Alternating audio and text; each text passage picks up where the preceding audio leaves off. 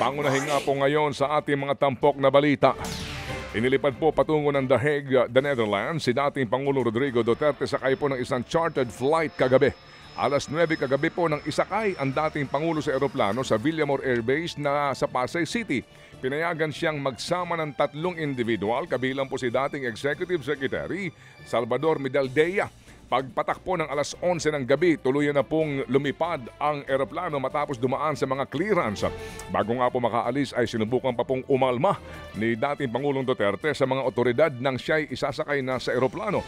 Giit niya kidnapping kung dadalhin siya ng basta-basta na lamang sa ICC dahil hindi na miyembro nito ang ating bansa.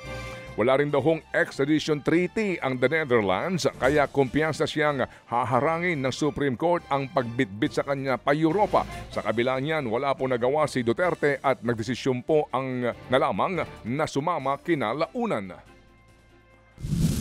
Sasama ako sa ito. Yes, sir. Thank you, sir. Total, nandito naman tayo sa government facility. Yes. So, escape is not a problem. Nothing to lose. Absolutely nothing. Yan po ang tinig ni dating Pangulong Rodrigo Duterte habang siya po ay nakadetene kagabi sa Villamor Air Base, Kalayaan Hall. Bago nga po ilipad pa Europa, ilang oras po na na-detain sa Villamor Air Base ang dating Pangulo. Matapos siyang arestuhin sa Ninoy Aquino International Airport, paglapag po lamang ng kanyang eroplano mula sa Hong Kong kahapon ng umaga. Inaresto nga po si Duterte ng Interpol sa bisa po ng arrest warrant na inilabas ng International Criminal Court dahil sa mga kasong crimes against humanity kaugnay po sa kanyang ginawang madugong war on drugs. You will just have to kill me. Kung hindi ako papayag, kung kakampi ka dyan sa mga puti. Yan po ang tinig ni dating Pangulong Rodrigo Duterte. Bigo namang makita ni Vice President Sara Duterte ang kanyang ama na si dating Pangulong Rodrigo Duterte bago lumipad papuntang Netherlands kagabi. Sinubukang makapasok ni VP Sara sa Villamor Air Base kagabi pero hinarang siya sa gate dahil naka-lockdown ang airbase. Sa isang panayam, sinabi ng Vice Presidente na susundan nila ang dating Pangulo kasamang mga abogado sa The Hague sa Netherlands. Ihahanda lamang daw nila ang mga kinakailangan dokumento. Ang giit pa ng Vice Presidente, malinaw na pamumulitika ang ginawa sa kanyang ama dahil po pwede naman daw sana itong mapigilan ni President Marcos Jr. kung gugustuhin ito. Nalulungkot at ikinahihiya raw niya na kanyang ipinagkanuno ng gobyerno ang kapwa Pilipino sa mga dayuhan. Wala na raw siyang mensahe sa Pangulong Marcos Jr. pero may tila mensahe pa rin siya kagabi.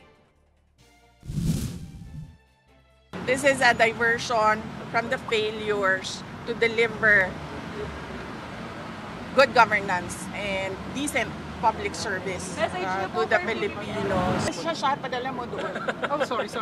At dating Pangulo na siya very soon. Yan nga po ang tinig ni Vice President Sara Duterte. Samantala, itinanggiho naman ni Pangulong Marcos Jr. na illegal at political persecution ang pag-aresto kay dating Pangulong Rodrigo Duterte. Sa kanya pong press briefing kagabi sa Malacanang, kanyang kinumpirma na dadalhin nga po sa The Netherlands ang dating Pangulo.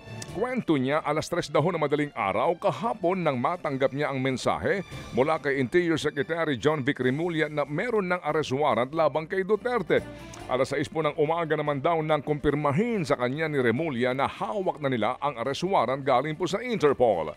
Gate ng Pangulo, walang illegal sa nangyari po dahil sumunod lamang po ang gobyerno sa tamang proseso. Hindi rin umano ICC ang tinulungan ng pamahalaan kundi ang Interpol. Malaki na raw kasi ang naitulong ng Interpol sa Pilipinas, kabilang po ang paghuli kina Arnie Teves at Alice Guo. Kaya wala rin umanong paglabag sa soberenya ng Pilipinas. Sa panawagan po naman para sa panibagong people power, iginiit ni Marcos Jr. na ginagawa lamang ng gobyerno ang tungkulin nito. I don't see how that can be political persecution on my part because it was initiated before I even came into the picture. The arrest that we did was in compliance with our commitments to Interpol. It just so happened that that came from ICC. But it's not because it came from ICC. It's because it came from Interpol. At yan po ang tinig ni Pangulong Marcos Jr. Binatikos din ng iba pang anak ni dating Pangulong Rodrigo Duterte ang pagkakaaresto at pagpapadala sa kanya sa The Hague, Netherlands. Ayon kay Davao City Mayor Baste Duterte, tila ginamit ng gobyerno si CRDG Chief Police Major General Nicolas Torre para pahabain lalo ang pagkakapiit ni Duterte sa Villamor Air Base kahapon. Hindi rin daw agad ibinigay ang kinakailangang atensyong medikal ng dating Pangulo. Ang banat pa ng alkalde, ginamit lamang ng Administrasyong Marcos ang pagkakakulong ng ama niya para pagtakpan ang issue sa national budget. Pati ang bunsong anak ni Duterte na si Kitty binatikos ang pagkakapiit ng kanilang ama. Tinawag niyang kidnapping ang pag-aresto sa kanyang ama. Nag-post pa siya online ng medical certificate ni dating Pangulong Duterte, sabay giit na tumaas ang sugar nito kahapon pero hindi sila pinayagang makapunta sa ospital. Nilinaw naman kalauna ng palasyo na maayos ang kondisyon ng dating Pangulo. Po naman mahagilap kahapon ng dating PNP Chief at ngayon po Senador na si Bato de la Rosa mula po nang arestuhin si dating Pangulong Rodrigo Duterte. Tumayong hepe nga po ng pambansang pulisya noon si Bato sa kasagsagan po ng Oplan Tukhang ni Duterte.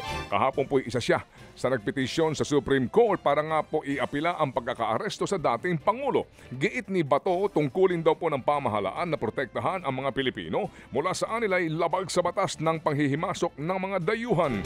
Dagdag pa nila, anuman daw po ang pagtatangka na ipatupad ang arrest warrant ng ICC ay nangangahulugan na bigo ang ating pamahalaan na gawin ang tungkulin nito. Kahapon po'y sinubukan pong makontak ng News 5 ang senador pero ito'y hindi po matunton.